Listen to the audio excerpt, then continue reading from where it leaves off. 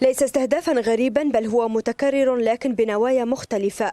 حادث كنيس الغريبة اليهودي في جزيرة جربة التونسية.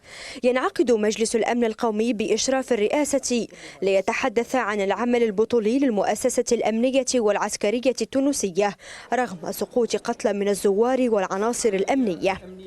وإنني معتز شديد الاعتزاز بأبطال تونس الذين تمكنوا من السيطرة على الوضع بشكل تام قد يكون غير مسبوق حتى في العالم كله، إذ في أقل من 112 ثانية تمكن أبطالنا من السيطرة على الموقف كاملا، وتم قتل المعتدي الذي كان في نيته التوجه إلى معبد الغريبة وإلى دار ضيافة.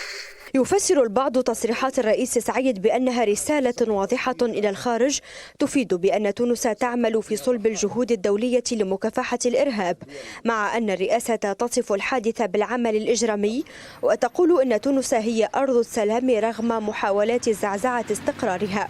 فخامة الرئيس قيس سعيد حينما أكد أن تونس ستبقى أرض سلام تستقبل زوارها من كل حدب وصوب يزن اللغة جيدا، باعتبار أن تونس معنية بالمجهود الدولي لمكافحة الإرهاب، ولعل الحرب الدائرة اليوم والتي يخوضها الرئيس ضد الأطراف الإرهابية يعني طبقا للقانون هي في صميم هذه الحرب. عواصم كثيرة تدين الهجوم على كنيسة الغريبة وتذكر بهجوم آخر على المكان ذاته أودى بحياة العشرات في العام 2002. تحاول تونس تطويق آثار حادث الكنيس اليهودي في جربة أمنيا ودبلوماسيا وسياحيا.